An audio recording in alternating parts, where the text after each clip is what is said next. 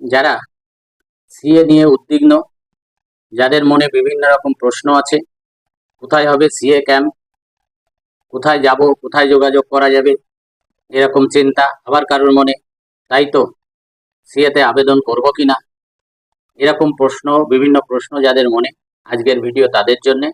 নমস্কার, আমি শ্রীবাস পাল, এখন সকাল চ্যানেলে সবাইকে স্বাগত। শুনুন একটা ভিডিও, যে ভিডিওটা সিএ ক্যাম্পের এবং খুব প্রাসঙ্গিক। এই মুহূর্তে এই সিএ ক্যাম্পের ভিডিওটি খুব প্রাসঙ্গিক, আপনারা একটু শুনে নিন, তারপরে বাকি কথা বলছি। আজকের বাংলাদেশ থেকে বা পাকিস্তান থেকে হিন্দুরা এমনি এমনি এখানে আসছে না, কিন্তু কারণ এখানে আসার তাদের অধিকার আছে। এই দেশটা ভারতবর্ষ ছিল, তোমরা দেশটা ভাগ করেছিলে এবং প্রতিশ্রুতি ছিল যেদিন আসবে সেদিনই তাদের সকল দায়িত্ব গ্রহণ করবে। উনি পণ্ডিত নেহেরু। নেহেরু শুধু একটা নাম নন, তিনি দেশের প্রথম প্রধানমন্ত্রী। তারও বক্তব্য ছিল যে উদ্বাস্তুরা যারা এসছে তাদের জন্য দরকার হলে আইন তৈরি করে তাদের সুরক্ষার ব্যবস্থা করতে হবে। সরকার কিছু কিছু মানুষ এমন ভাবে বলার চেষ্টা করছে যে আপনারা এখানে এলেন কেন? এই দেশে আসার এভরি রাইটস আছে আমাদের, কারণ জাতীয় নেতাদের এটাকে বলে জাতীয় প্রতিশ্রুতি ছিল, ভারতবর্ষের প্রতিশ্রুতি ছিল। উদ্বাস্তুরা ওখানে থাকতে না পারলে এখানে আসবে হিন্দুরা, এবং তাদের দায়িত্ব ভারত সরকারকে নিতে হবে। আমাদের শ্যামলদা তার বক্তব্য বলার সময় সেটা বলেছেন। এই প্রতিশ্রুতি দিয়েছিল স্বাধীনতার পর পরে যারা নেতা ছিলেন তারাই দিয়েছিলেন, কিন্তু তারা দুর্ভাগ্যক্রমে পাঞ্জাবি শরণার্থীদের প্রতি তাদের দায়িত্ব পালন করলেও বাঙালি উদ্বাস্তুদের প্রতি তারা কোনো দায়িত্ব পালন করেনি। সংবিধানের 5 থেকে 11 নম্বর ধারা, 5 থেকে 11 নম্বর ধারায় নাগরিকত্ব বিষয়ে আলোচনা আছে। এই 11 নম্বর ধারা খুব গুরুত্বপূর্ণ। আপনারা মনে রাখবেন, আমরা যারা নাগরিক, আমরা কিন্তু ভারতবর্ষের নাগরিক। কোথায় কি লেখা আছে আপনার? সিটিজেন অফ ইন্ডিয়া না citizen of West Bengal? Citizen of India. তো আমরা ভারতবর্ষের নাগরিক। তো ভারতবর্ষের নাগরিক কারা হবেন, কার নাগরিকত্ব থাকবে, কার নাগরিকত্ব থাকবে না, এটা সিদ্ধান্ত নেওয়ার ক্ষমতা আছে শুধুমাত্র ভারতবর্ষের পার্লামেন্ট। পার্লামেন্ট সিদ্ধান্ত নিয়ে আইন তৈরি করে। একটা সরকারের তো অনেক বিভাগ থাকে, অনেক দপ্তর থাকে, অনেক মন্ত্রী থাকে। এখানে স্বরাষ্ট্র দপ্তরের অধীনে এই নাগরিকত্বের বিষয়টা ন্যস্ত হয়েছে সংবিধানে।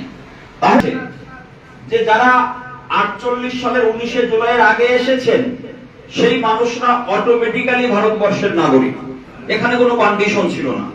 কিন্তু যারা 19শে জুলাইয়ের 48 সালের পরে এসেছেন তাদেরকে কিন্তু একটা অ্যাপ্লিকেশন করতে হবে এবং অন্তত পক্ষে 6 মাস এখানে বসবাস করতে হবে, তবে আপনি আবেদন করতে পারবেন নাগরিকত্বের জন্য। অর্থাৎ আমি যেটা বলতে চাইছি, তার মানে দেশের স্বাধীনতার পর পরই 19শে জুলাই 48-এর পরেও যারা এসেছেন, দেশের সংবিধান তখনো পর্যন্ত লাগু হয়নি, সেই দিনও কিন্তু নাগরিকত্ব নিঃশর্ত ছিল না।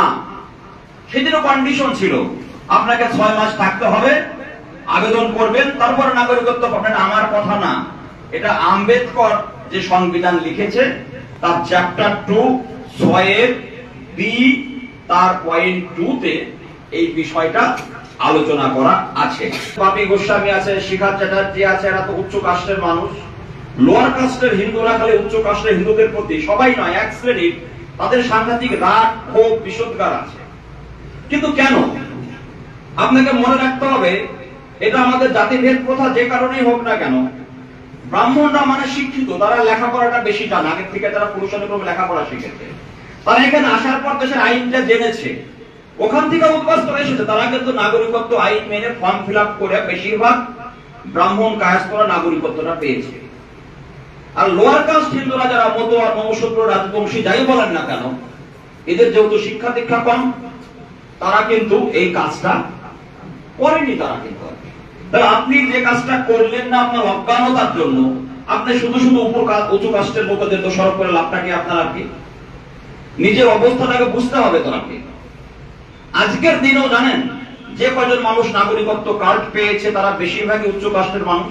এটা কি তাদের দোষ? কেন দোষ হবে? কারণ আপনারা এখনো বুঝতে পারছেন না ফর্ম ফিল আপ করবো কি করবো না। কিন্তু তারা বুঝতে পেরেছে, আবেদন করেছে, সার্টিফিকেট পেয়ে গেছে। দেখলেন একটি সিএ ক্যাম্পের ছবি এবং সেখানকার বক্তব্য।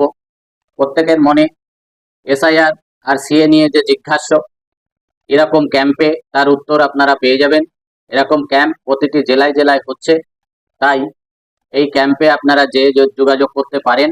প্রত্যেকটা জেলায় এরকম ক্যাম্প হচ্ছে, মতুয়া সম্প্রদায়ের মানুষজন এই ক্যাম্পের আয়োজন করছে এবং তার সঙ্গে জড়িত থাকছে একটা বিশেষ রাজনৈতিক দলের অর্থাৎ বিজেপির কর্মীবৃন্দ। আপনারা যদি আপনাদের লোকালের বিজেপির কর্মীর সঙ্গে যোগাযোগ করেন, তাহলে এরকম ক্যাম্পের ঠিকানা আপনারা পাবেন, কোথায় কবে ক্যাম্প হবে। প্রত্যেকটা জেলায় এরকম ক্যাম্প হচ্ছে। এখানে আপনি যদি যান, তাহলে আপনার মনে যত কোয়ারি আছে, যত কোশ্চেন আছে, যত প্রশ্ন আছে, সবগুলির উত্তর আপনি পেয়ে যাবেন। কেননা এই ক্যাম্পে সিএ সংক্রান্ত আলোচনাই এখানে হয়। সব ধরনের মানুষ থাকে। কারা সার্টিফিকেট পেল, অনেকের মনে প্রশ্ন আছে না, দাদা বলুন তো কে সার্টিফিকেট পেয়েছে। ওই ক্যাম্পে গেলে আপনারা জানতে পারবেন যে কে সার্টিফিকেট পেয়েছে। তবে এখনো পর্যন্ত সার্টিফিকেট যারা পেয়েছে তার 80% উচ্চ বর্গের মানুষ। কারণ তারা ভীত নয়, তারা পেছনে চিন্তা করে না। তাই তো এই ক্যাম্পে গেলে এটা পাবো না, সেটা পাবো না, এই চিন্তা তারা করে না। তাদের পাওয়ার আশা কম। তারা সবসময় মনে করে ভারতীয় নাগরিকত্ব নেওয়া। সে আগেও স্বাধীনতার পরেও হয়েছে, এখনো সেই ট্রেন্ড সমানে চলছে। স্বাধীনতার পরে পরে যারা পূর্ববঙ্গ থেকে এসেছে, অধিকাংশ কায়েদ বাউন, তারা কিন্তু ভারতের নাগরিকত্ব নিয়েছে। কারণ তখন আইন ছিল সমাজ ভারতবর্ষে বসবাস করে আবেদন করতে হতো। কিন্তু এই পিছিয়ে পড়া বর্গের মানুষ, মতুয়া সম্প্রদায়, নমশূদ্র সম্প্রদায়ের মানুষরা ভীত সন্ত্রস্ত হয়ে থাকতো।